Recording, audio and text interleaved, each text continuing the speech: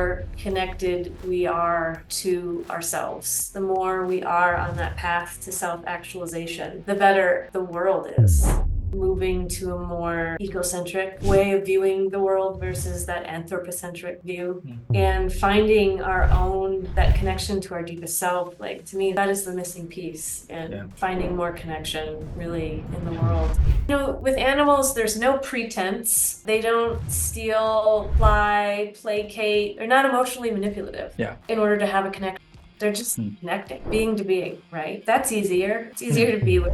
What do you think? Where have I lost that connection with my own self? For a lot of humans, it happens relationally. Like, the wounding can happen relationally, and the healing then needs to happen sometimes relationally. Beliefs can become part of the forming, like, fetus.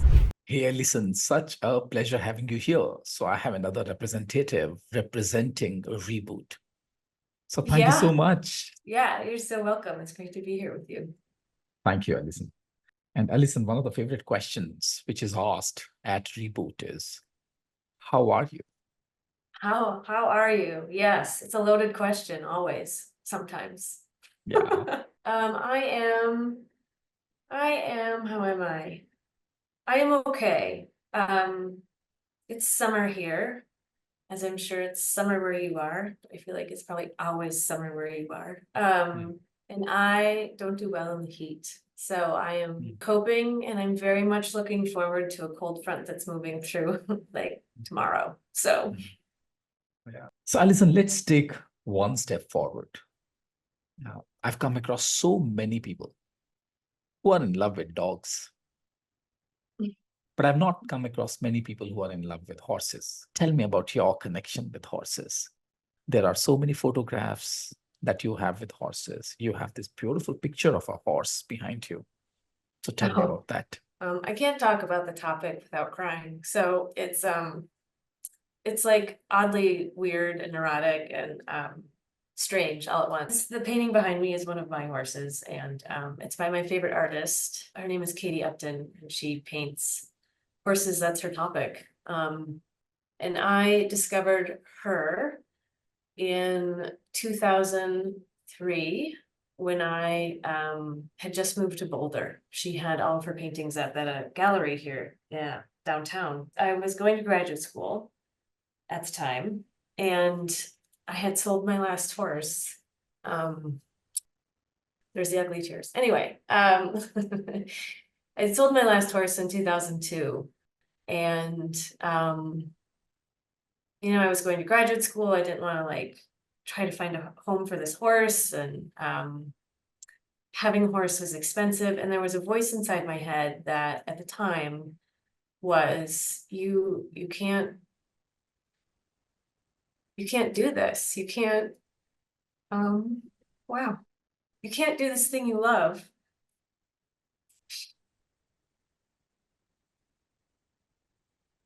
until you get a job. And I was in graduate school at the time. So like, I was not thinking about work. I was thinking about being a TA and getting my all my credits and my coursework and all of that done, and trying to figure out how I was going to learn German again so I could pass the language requirement on the, you know, the master's exam. And so really, like, my master's degree, which was in religious studies, all things, was near and dear to my heart, felt very important, but was also a little bit of a buffer against the real world. Because at the time, I didn't really know what I wanted to do with my life. I think I was getting a lot of mixed messages. You know, I grew up in Wisconsin, and so back then, there, small town, kind of Midwest, upper Midwest mentality was, you kind of, in order to have money, you became a doctor or a lawyer. None of those things I really wanted to do. I tried to become a doctor with my early undergraduate education. But after really just not being into chemistry at all, I ended up going into religious studies classes, and I loved everything about it. I found the mystics. I started reading Meister Eckhart, and I was like, this is it. Like, this is my heart song. Like, this is my space. But of course, what do you do with a liberal arts degree? Back then, this would have been like, when was it? 1999, 2000, 2001, 2002. And, back then it was kind of before blogs. It was before the internet was huge. It was before you could create a following and be an influencer and use Yeah. the knowledge of your liberal arts degree and all that learning. Where now you see authors in the world and you're like, well, they had a brilliant college education, and I can see all of their sources based on the coursework that I just took. So I love seeing that now. Like, there's space for these people in the world. But at the time I didn't have that. I thought in order to be a normal / real human, I needed to get a real job, which that idea itself came with a ton of baggage. But part of the baggage, looping it back to the horses, is I just felt like I couldn't have a horse. I sold my last horse in 2002 and spent like the next 14 years, I think, trying to just feel normal in life. But along the way, horses kept popping in. It was an undeniable penchant I have, or tendency, to just find myself in a barn or find myself in the presence of horses, whether I was working on ranches or taking care of other people's horses. I became embedded in the horse community here in Boulder, and then had to keep one foot in the manure pile, so to speak. And then even in my master's degree, I ended up writing my thesis on Maurice Merleau-Ponty's phenomenology of perception, essentially, and a bunch of other philosophers, but that was kind of the backbone. And of course, I looped it into like horses and humans and that kind of interspecies connection. So I found a way to bring the horses in, even when I didn't have one, of my own for a long period of time. But I always felt, I will say, without a horse in my life, I just feel off. I feel like something's wrong. I feel like, as a self-described horse crazy girl or horse girl, like I feel bereft and like depressed, like some part of me is not plugged in or energized in life. What about horses, Allison, brings out so alive for you? Well, I'll speak for me. So I've been lucky enough to incorporate them into my coaching. Thanks to my mentor, Kelly Wendorf. She kind of helped me bridge like coaching and then horses into a methodology to really do this work with humans and horses, which is not the only way I work with them, but occasionally I do. And it's really the most potent work I've found for people to really begin to feel, perhaps for the first time, themselves in a shameless space where they are unconditionally loved and regarded for all of who they are, whether that's working with horses is a no makeup kind of experience. It's all about, horses value space more than touch. Horses value emotional congruence. Horses communicate in a pretty clear and direct way. So with horses, you always know where you stand. You can't really hide anything. And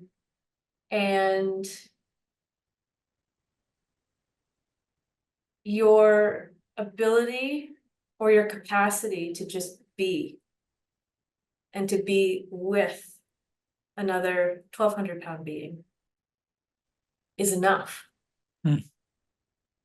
And how many spaces in our life do we actually have that experience? It's rare. I mean, you and I right now, like, I haven't talked to you. Like, really, I mean, we talked to each other for 2 minutes before hitting the record button, but like, your presence is quite remarkable. And we could sit together in silence, I imagine, for a long time and be like, wow, that was amazing. Just being together. And for the horse, as well as for the human, that, just that, if we just bracket out that experience, it's pretty remarkable. Because in our human realm, what do most human relationships feel like? What do I need to do to be loved or seen or have a sense of belonging with this person? I mean, our people-pleasing tendencies, insecurities, all the things that come up relationally happen so intensely in these human relationships. And it's rare to find a human that doesn't need anything from you, can just be with you and completely love you exactly as you are. When you're in the space with the horse, there's a co-regulating element that happens. And so, yes, we can co-regulate with other humans, but in order to co-regulate, it really helps when one of those humans is like regulated, right? And their heart rate is like not anxious or hyperactive or angry or whatever, right? Like it's just a nice heart rate. But horses have that. And it's, their heart is so much bigger and the field that they put off is so much bigger that as a human, it's hard not for our non-intellectual body to start in a way vibing, or matching their frequency, literally heart to heart, which helps us like regulate and find coherence in our own system, perhaps for the first time in a long time as a human. And it's a really magical space. It's very healing.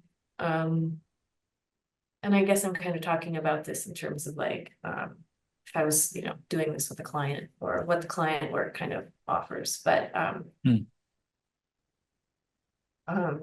I will say for me personally, like as a long time horsewoman, I just love being around them.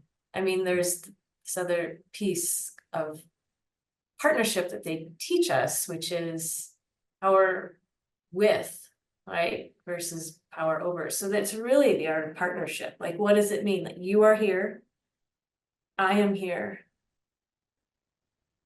How do we want to be together?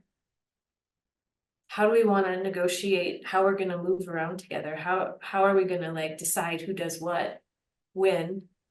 How can we find safety with each other? It's a really brilliant exercise in being relational, also being true and congruent within yourself, and being able to be with another in a way that is true being and it's not dominance, it's not oppressive, it's not all these ways of being that just make you feel small and squished, because they feel it too. And so from an ethical place, when you take it out of what I would call like the equine facilitated coaching arena, it's that partnership aspect. Thank you. And I know you can talk about horses throughout the day. Sorry, that was, you can cut out the last 30 minutes. No, every single moment that you spoke about was very precious for me.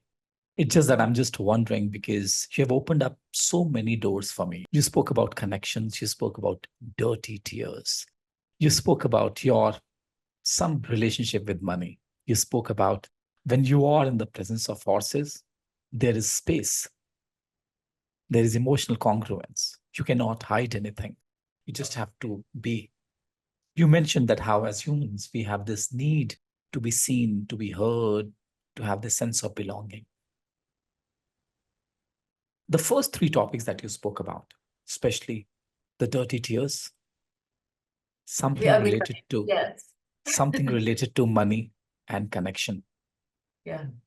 Before we dwell into either one of them, just wondering, having done so much work with human beings, Having been in the august company of horses, what do you know for sure are the basic desires of a human soul? I think it's to be seen, to be heard, and that could even be summarized as to be loved. To be seen, to be heard, to be loved, Yeah, to be recognized, to be you know, recognized. just for your being. There's a line that I learned from my teachers, Carl Buchheit and Michelle Masters. They teach at NLP Marin in Marin County, California. And the line is deep, deep bones and cellular matter of just any being is this. It's almost, it's a need, but it's also a birthright, I think. It's just to be seen. To be seen. And the line really is like, I'm so glad you're here. Like, baseline. I'm so glad you're here. You, as you are today, me, hat head, messy hair, like all the things. But to have that rapport with yourself, to find that kind of being to being rapport in our relational spaces, human to human, human to dog, human to cat. I mean, that's it. You know, it's to look at another's eye or to feel another being's heart and be like, I feel you. I see you there. Yeah. Glad Because you are. when you spoke about being rapport, doesn't really matter if the other being is coming through a dog, through a cat, through a horse, or through a human being. Allison, what do you think? If that's one of the basic needs of a human soul, to be seen, to be loved, to be heard, what comes in our way to connect with the other person? So many things. If I was to really distill it down, I might say shame. Shame that we don't deserve it. Like if you just take an inventory on on your own behalf, not just what can happen relationally when someone else doesn't have it and you then have to relate with them. If you just take stock of what can happen, and I'll take stock of what can happen inside of me. What can happen in that breakdown is I feel shame that somehow I am not worthy of that recognition. I don't feel like I belong here. It's a deep, deep sense of like, I don't belong here. I am unlovable. It's not safe to be with these people because they will just remind me how unlovable and not belonging I am, right? Like relating gets really hard when we don't have that connection to our own, Jerry would call it goodness, the Buddhists would call it goodness. Perhaps I'm thinking of the Hindu text. It's like, what is that spark? What is that? Is it the Atma? Like, I haven't thought about this in over like 2 decades since I graduated, but it's like, what is that divine spark? What is that part of you that is like, I am here. I am. And to be able to have that like pure expression and that feeling and that confidence in oneself, that's a very precious and rare thing. And very easy to get muddled or trampled on, or for us to receive signals from our environment that something is perhaps wrong with us and we don't deserve love, safety, or belonging. So would it be a fair assumption to say that my own connection with my own self is what is coming in my way to build that connection with you, to build that rapport, being to being rapport that you spoke about? The being in me and the being in you is not coming together because there's some disconnect that I'm experiencing within myself. Yeah, that's impeccably well said. What do you think?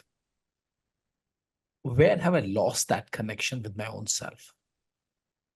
What led to that disconnect within that I'm not willing to even look at?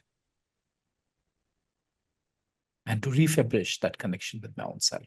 Well, I can't speak for you, but I will say, for a lot of humans, it happens relationally. Like the wounding can happen relationally. And the healing then needs to happen sometimes relationally, at least from what I have studied. Beliefs can become part of the forming like fetus. And so you think about conception to birth when you're swimming around in the womb soup of your mother. You are in her energy field. You are experiencing everything she has experienced or is experiencing while she has you. Yeah. That could be her doubts about having you, her fears about having you, her joy about having you, the relationship your parents were having when you were, gestating. And since you're basically a ball of cells at that point, with a slowly forming nervous system, but no really prefrontal cortex or anything, like you're just absorbing the feeling. Yeah. Any stress your mom feels is going to shoot cortisol into the placenta. The baby's going to have a reaction to that, and that's going to set up a whole different environment / situation that you as an individual human are then going to have to live with and unfurl and unfold with, and then talk to your therapist about later. But I really think that there's so much that happens before we're super cognizant, because we're such sponges. As biological beings, we're such sponges. And so we're absorbing these messages from the world. And it's not always about us, but we don't know that. We just sense feeling and assume that it is us, because we don't really have the ability to separate. I mean, when you're a ball of cells to when you're a newborn to kind of up to like 2, right? It's challenging. So a lot of these things are ingrained like before we can remember. But they inform how we are in the world, how we interact with the world, how we perceive ourselves, what we believe about the world. And sometimes it's not, of course, you know this until later in life when we're like, I keep getting stuck. What is this? That we then can begin to unpack the many, many layers, and we might end up back to those initial layers. I think that's a big piece. Yeah. So what is the process of going back to your own, as you use the word goodness, going back to building a connection with yourself? What is that process, Allison?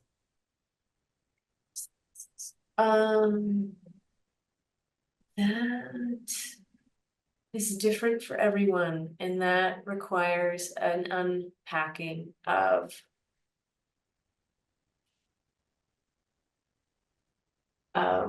what am I creating in my life? What am I creating in my life? Yeah. What am I creating in my life? And how do I feel in this? And then begin to look at all the ways in which, what does Rumi say? It's not seeking for love. It's removing all the blocks that we put between ourselves and love. And so as we begin to dismantle our, I guess, for lack of a better term, the egoic self and how we operate in the world, once we pause long enough to start dismantling, like looking clearly at what we're creating in life and then dismantling what's here and what's not really working, we can begin to remove what I would call those blocks to love.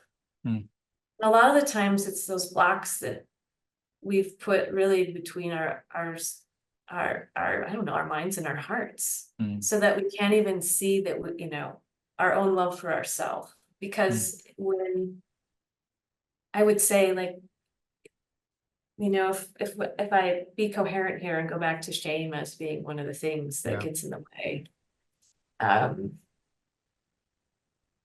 we need to rebuild that bridge within ourselves. Within ourselves. Yeah, back to our own lovability, but that requires a lot of self-love, Hmm. which comes from a lot of self-awareness. Hmm. Um, Hmm. and also I would say it can come from learning about the dynamics that are also at play in our life, whether they're relationally or uh, things, our tendencies, our patterns, things that we do that aren't serving us. But it can take time, because some of those wounds or patterns from early childhood can be really ingrained. Hmm. Not everybody has like amazingly loving parents. Hmm. Yeah. So And just curious, what about animals? What about horses that allow an individual to experience that space that you spoke about, to experience that emotional congruence that you spoke about? Uh, you can't just hide anything. That's what you spoke about. You can just be in the presence of those animals, and especially horses. What about them? What about them that we don't find it when we are next to a human being? yeah, we don't find it next to every human being, that's for Yeah. sure. Yeah. Um, I think we find I just think about kids who get like puppies. Yeah. And it's like there's such joy and they cry over it, but it's like this feeling of unconditional love, Mm. especially with dogs, right? Like it's so easy because dogs are so like just in your face with joy, tail wagging joy. With animals, there's no pretense. Mm. They don't steal, lie, placate. They don't manipulate. They're not emotionally manipulative Yeah. in order to have a connection. They're just Mm. connecting, being to being, right? Mm. That's easier. It's Mm. easier to be with. Yeah. Um, there's something so true to me. I don't know. There's something just so pure and true that comes forward in Yeah. an expression from an animal, assuming it hasn't been like abused and traumatized. Like I have to Yeah. clarify. But it's when something comes through that honestly, Yeah. you don't not trust it. Like you're Yeah. just like, okay, here you are, let's play. Yeah. You And use the term no makeup experiences with animals. no makeup. Yeah. Yeah. Yeah. And Alison, how does this whole concept that we have been talking about, where you're talking about connection, where we are talking about um, creating emotional congruence and space, how does that connect with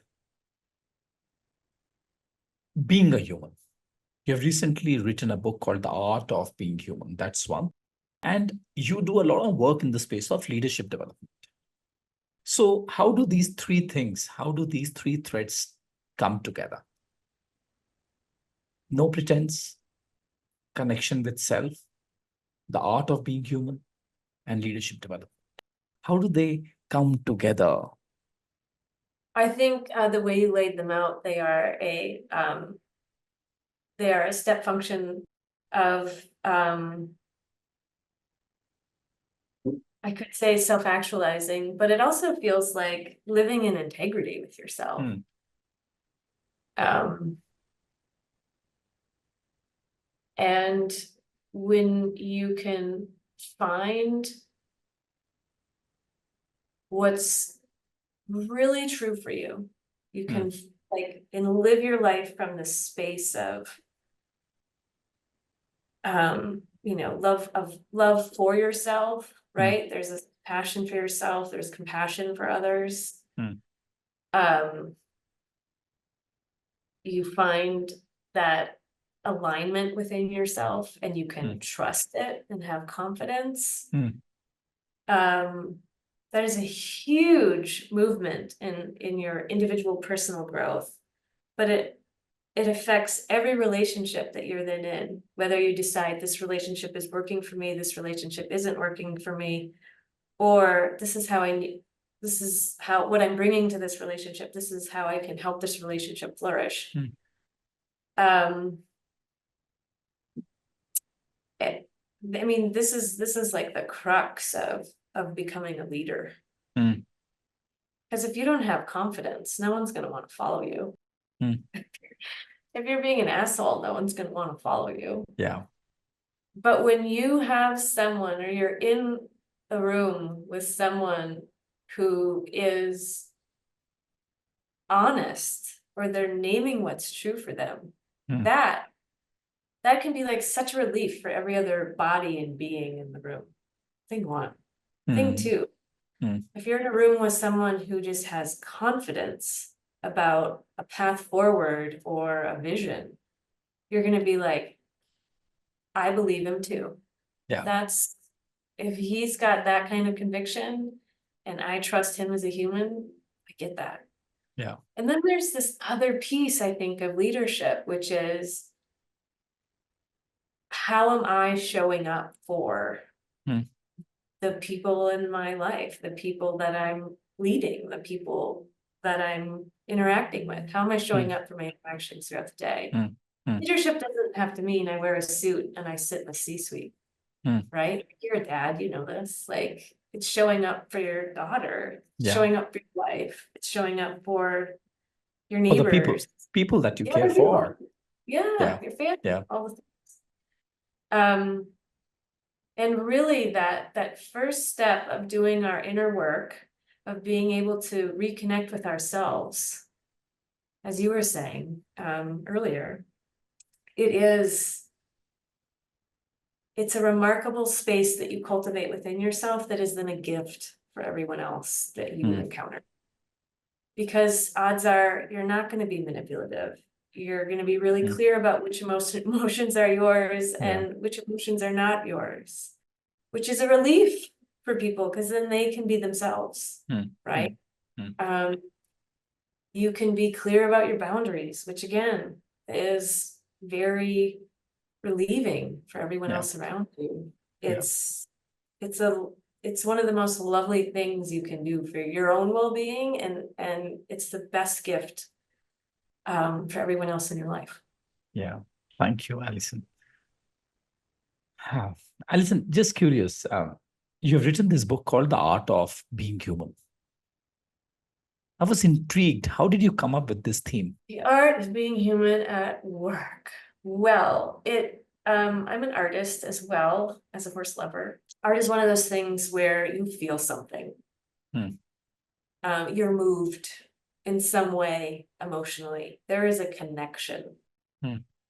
And so I mean, as humans, we're wired for connection, even though connection can feel bad because of our history, but we're wired for it. And to have such a lovely connection with yourself and with others, such that whatever you're creating together becomes like a 1 + 1 = 3 kind of experience, is, to me, the gift and I guess the opportunity that we all have to kind of create and co-create with each other in life, but also to be artists in our own lives. Like, what am I creating in this life for me? How can I co-create with others in a similar or shared space? How can we create a way of being together that is mutually beneficial? It's to me, it's kind of about the feeling. So you know, being human at work comes with a lot of feels. There's a lot of feels. Just thinking, when humans think about work, it's like there's a whole range of emotions. But there is a way to be as an individual, that throughout your work or your job, you could just say, even if we want to just be that specific, it doesn't have to feel soul-sucking and brutal, right? It's like, what are you bringing to this, and how can you make the best of it, or learn what you need to learn and make the decisions you need to make so that you can keep moving on, progressing. So in your life, Allison, how is the art of being human in your personal life different from the art of being human at work? I don't know that it is. Yeah. I don't know that it is. And what was the most difficult part for you to embrace within that allowed you to show up as the human that you are today? Wow. I could blame the horses, but Hmm. that's only part of it. Um, I had a really amazing coach, like 20 some years ago, Hmm. back when I was like 30-ish and just kind of confused. I might have been like late 20s, Saturn return time. Hmm. And she helped me Hmm. with a set of tools, just really organize my thoughts, my feelings, my intuitions, so that I could like click back into place, Hmm. like an innate confidence and trust I had in myself. Hmm. And I mean, that was a whole set of work, but meaning what I just said was a little simple compared to like, Yeah. what Yeah. happened. But that allowed me to move forward in a way where I felt confident in any situation. I felt confident in what I knew to be true Yeah. in me. Yeah. And then I knew, oh, this is my stuff. I knew how to sort out what was mine, and I knew how to ask for what I needed to ask for when in any Hmm. situation. Or, say like what's going on here, or, just to advocate for myself. Yeah. So Yeah. it was a big piece of work, but it was really important, really Yeah. important. So where was the disconnect within? When that Where was that it? the coaching process helped you to deal with Probably self-doubt. self-doubt. Yeah. Self-doubt was a big one. Yeah. And where was that stemming from? Trying to like locate it back into that steaming pile of shame. Mhm. Um, it probably did, like multi-steps go back to shame. Like Mhm. I don't, nobody wants to hear what I have to say. Um, what I have to bring, nobody can relate to. Um, and then behind that, what am I doing wrong? Oh, I clearly don't belong here. Something like that. I mean, Yeah. if I was to parse it out, I don't know that her and I got to that place, but if I look back now, I could be like, maybe it goes back there. But I could, before uncovering the steaming pile of shame, I really like doubting my intuitions Mm. was also a big piece of that. And I don't Yeah. know that I doubted them, but it was more like, how do I use these? Because my intuition was always pretty aligned and Mm. clear for me, but I didn't always have the words to communicate then what that meant for me or meant for a situation. Yeah. How do I refine what is my intuition? What Yeah. is the self-doubt that gets in the Yeah. way of Yeah. that? So, And then, Alison, yeah. this is one question that I often ask, and I've not been able to get a answer for myself. How do you create a distinction between which one is an intuition and which one is coming from your self-doubt and fear? Because a voice comes to you. How do you Yes. create a distinction? Yes. How does it feel in your body? Hmm. I think that's the kicker right there. Ah. Because if it is a true intuition, Hmm. you'll feel it in your something. We've probably all got a different map, but for me, it's like in my core Hmm. and it's in my heart. Like, oh, like this is true. Hmm. But there's also a feeling that comes with it that is more expansive. Hmm. Yeah. So I can breathe. I can think about it. I can breathe. I'm not constricted. I'm not hunched over. It just feels true and like like if I tune into even my chest, how does my chest feel? Am I constricted? Hmm. Or is it neutral / expansive? Yeah. So I would go back to the body for that. In the initial part of the conversation, you use the word money 3 times. Mm-hmm. I believe that a significant part of who we are has to do with our relationship with money. Yeah. How has your relationship with money in the initial part of your life shaped you become who you are today? I would say my initial relationship with money was one of like limited possibility. Hmm. Small town Wisconsin, upper Midwest, USA mentality. I mean, we weren't poor, but we weren't rich, but we were never without. I think money and work are very closely related.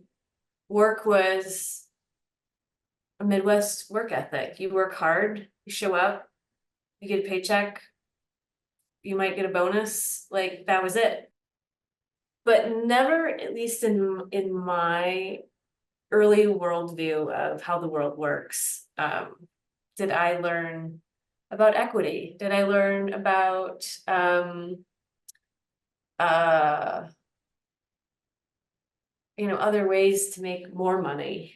It was just a really limited means, it's like you get a job, you get paid, you do things, and then you retire, and then hopefully you have enough money. And as I've grown up, I've moved away from that and just expanded in the possibilities of what else could this be? And also learning from the world, right? Learning from being a business person and an owner,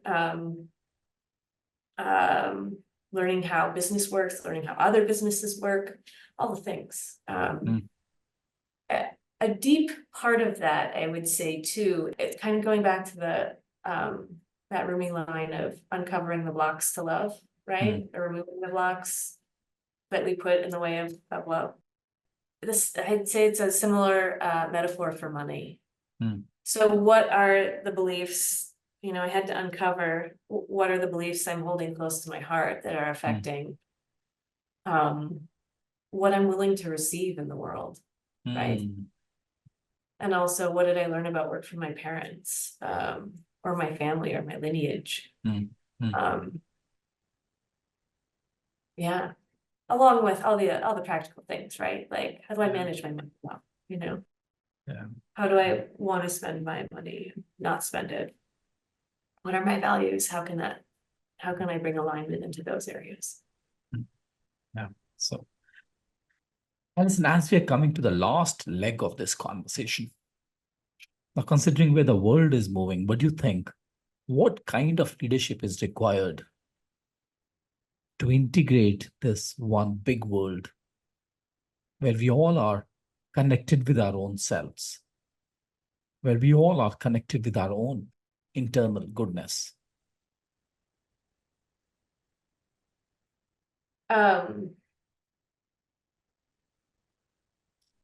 I have to say, going back to what really sparked a lot of my, I guess, life, I could say, I'm 44 now, is a firm belief that the more connected we are to ourselves, the more we are on that path to self-actualization, the better the world is.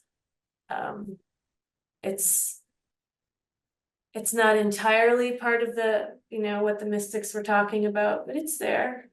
It's definitely there for the deep ecologists and what they were talking about, really moving to a more ecocentric way of viewing the world versus that anthropocentric view. And finding our own that connection to our deepest self, like to me, that is the missing piece. And finding more connection really in the world. Yeah. Thank you so much, Allison. Finding the connection within ourselves so that we can find the connection in the world. Yeah. What a beautiful conversation it was. Thank you for sharing your truth. Thanks from for the hearing. space of complete expansion. Thank you. Thank you. Your presence is a gift.